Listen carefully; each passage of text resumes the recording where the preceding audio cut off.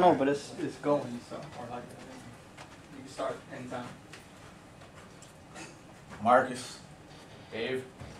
Cody. Ramon.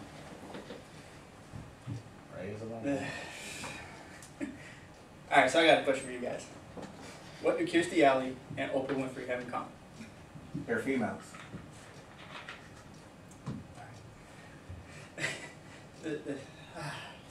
That's true. Nah, they both started off skinny, right? Then they got jobs, they made some money, and then they got big. Now they took some of that money and went on a diet, and it worked, but then they got big again. So they took some more of their money, went on another diet, and it worked, and then they got big again. Now these two fell victim to what we like to call the yo-yo dieting. And then eventually they just kind of gave up and just faced the facts that they're just going to be big from now on.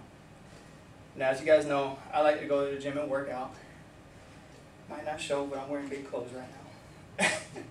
And I always do my 8-week cycle, which consists of heavy lifting and proper eating. And then once I'm done with that, you guys know I go on my maintenance cycle, and my eating habits, they change. And for some reason, I go on a diet, and then I lose everything I just worked for. So, yeah, when you go on leave. So diets are not diets, they're fads. And these fads can be bad for you, both physically and emotionally. So I'm going to persuade you guys today to stop dieting by telling you about some of the health effect, the bad effects that it has on you. I'm going to do that. I'm going to tell you about the physical effects, and then we're going to go over the emotional effects, and then I'm going to give you an alternate route, something else, and we're going to go over lifestyle changing. First, we're going to start with the physical effects, and I'm going to do this by telling you guys about 2 diets. The first one that most of you guys probably know about is the crash diets. As we all know, crash diets have you cut the calories, and I found a statement by Professor Linda Bacon on an article on health.com where she talked about that crash diets in long term can lead to heart muscle loss. So why would you want to go on a diet that's going to affect the old ticker, right? Then I found another article on weightlossforall.com where Dr. Katie Moss was talking about crash diets, and she stated that people on crash diets are more susceptible to health problems, and then they seem to have a reduced life expectancy because of this. So again, why do you want to go on a diet that's just going to not let you live long and healthy life? All right, now the second diet is another popular one that most of you guys know about, and that's the Atkins diet. And as you all know, or if you didn't, you can find this on our website. It's a low-carb diet. And I found an article by the American Journal of Kidney Diseases where they did a study, and their study shows that diets like this deliver an exaggerated acid load, and the clinical implications of this include an increase in kidney stone risk, decrease in estimated calcium balance, and potential increase for bone loss. So again, why would you want to go on a diet that's going to affect your body like that? And who wants to pass the kidney stone, really? As y'all know, you can ask the Colonel, you can ask Speed, and they'll tell you all about it. So what happens to you emotionally? Well, let's just say that you guys go ahead and you go on these diets. So now you're stuck eating what the diet plans tell you you can eat, which most likely isn't something that you want to eat. And so now you're feeling unsatisfied, feeling empty, you know, and just feeling kind of bad. So there's 2 things you can do now. 1, you can quit and just go back to the old way that you were used to eat, or 2, you can stick it through to the end. But either way, once you get off of this diet, you're going to go back to the way that you used to eat, and then you're going to start packing those pounds back on. Now, once you start noticing that your former beer gut is coming back, you're going to probably get sad and get depressed. And what do most people do when they get depressed? Exactly, that's right. They start eating more. So now you're going to pack on even more weight, and eventually you're going to come pretty close to what Anna Nicole Smith used to look like before Trim Spa, baby. Yeah.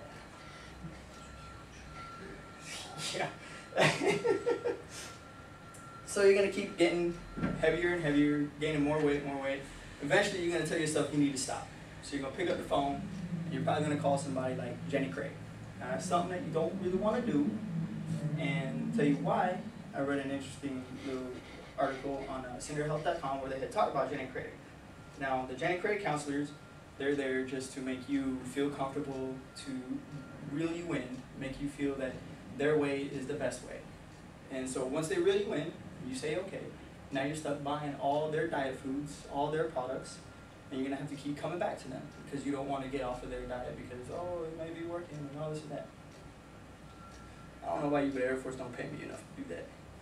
Maybe you. Maybe you. Definitely not you. Maybe you. But anyways, that's just something you don't want to do. You know, why would you want to spend your money? But let's say you go on this Jenny Craig diet, right? So you're stuck on this Jenny Craig diet. You're stuck wasting your money. You're spending your money. Eventually, you're gonna go broke. Now that you're broke, you can't afford their food, and then you're gonna start getting your weight back. And what are you gonna do again? You're gonna get depressed again. So you're gonna start eating more. So not only do these yo-yo diets have a physical effect, but they also have emotional effects on you. Well, how do you stop doing these yo-yo diets? You make a lifestyle change. You start eating better. Now that doesn't mean you have to stop eating what you're eating. That just means that you need to eat better balanced, proportioned meals more often in the day. Now some of you may be thinking that, oh, hey, I gotta eat more throughout the day, I'm taking in more calories, I don't go to the gym enough, I'm not gonna burn it off, I'm gonna just start gaining weight. Well, you're wrong. That's why I said better balance and proportion. So if you watch what you eat, you can balance it. If you start counting the calories and all the other stuff, and you can proportion it, now that you're proportioning it, you can eat anywhere between 5 to 6 times a day, more often. Now, unfortunately, this alone isn't going to get you that body that you're probably looking for, because you need to exercise. Now, I'm not saying that you have to go to the gym and lift big like the Governator. I mean, not everybody wants to look like that. But that just means that you need to do something to something physical to get that heart rate right back up, right? So it can start anywhere from walking to work instead of driving if you live close enough. Walk to the store instead of driving. You know, use the stairs instead of the elevator. Take your dog for a walk. Take the kids out. Anything, right? Now, I read an interesting factoid on, if I can find it here, it was medicalnewstoday.com, where they had talked about a study that was going on. And according to these studies, the USA ranked last among industrial countries for preventable deaths. And some of these deaths were caused by poor dieting and lack of exercise. So think about it. Now, while I review, keep in mind that doing the proper eating and doing your exercises is a change in your lifestyle. So I told you that diets aren't diets, they're fads. These fads are bad for you both physically and emotionally. And then I also gave you an alternative route, which is a lifestyle change. So stop your dieting, okay, and make a lifestyle change. Because think about it, do you want to be fat, F-A-T? Or do you want to be fat, P-H-A-T? Alright, think about it. Appreciate it. I already look like that guy on the left, so I mean, I'm good. He's a legend in his own mind. Yeah.